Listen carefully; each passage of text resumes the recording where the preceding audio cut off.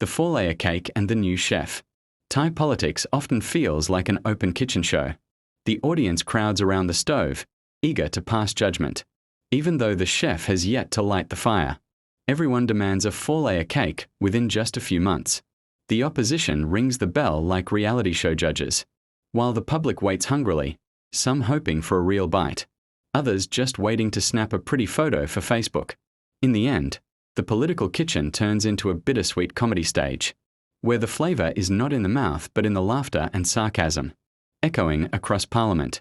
A four-layer cake in the political kitchen. Parliament buzzes like a royal kitchen that has just hired a brand new head chef. The smell of flour has not even drifted from the oven when the opposition crosses its arms and shouts, "Where's the four-layer cake?" with white cream and a red cherry on top. The chef has only just received the shopping list this morning, not even washed the bowls. Yet he is expected to serve a grand wedding cake in 4 months, a time frame barely enough to chill a pudding. But society insists on a masterpiece fit for 7 nights of celebration. This round, the opposition plays the role of reality show judges, ringing their buzzers at every move. If the chef cracks an egg, they sneer, "The shell broke unevenly." Fail. If he stirs the batter, they yell, "The cake will collapse for sure." In short, judged bitter before it even bakes. And if the opposition are the judges, the audience circling the kitchen is none other than the people waiting to eat a cake, not yet finished. Some cling to the fence in hunger. Some hold up their phones, ready to post, "Can the government really bake this cake?" A mix of expectations. A working class people want a big slice that truly fills the stomach, a fix for daily living costs. The middle class wants something picture perfect. The nation's image must move forward. Some groups just want the takeaway box for free, even without tasting.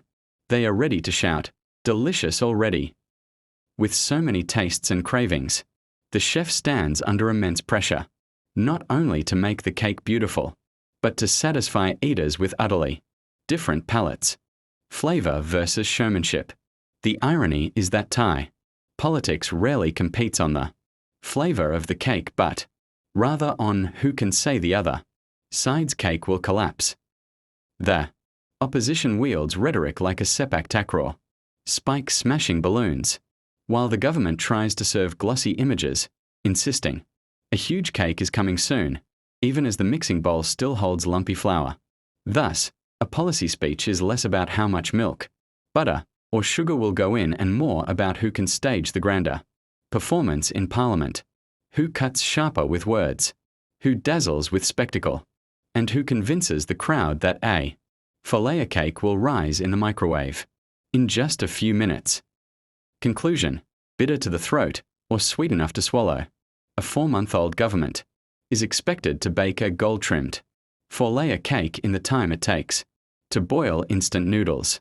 Meanwhile, the opposition sprinkles salt at every turn, ensuring the cake tastes too salty before it even hits the oven.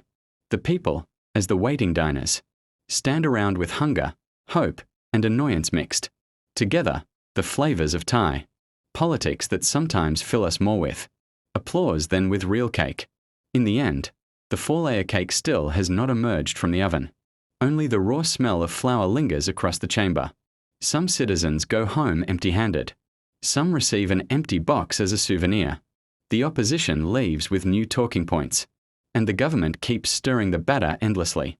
Thai politics thus remains an undercooked cake, bitter in the throat, yet with a faint sweetness left, enough to keep us hoping that maybe, just maybe, it will rise properly next time. Ultimately, Thai politics today is like a kitchen show where the cheers are louder than the aroma. Some viewers are already full on jokes, forgetting they have eaten nothing real.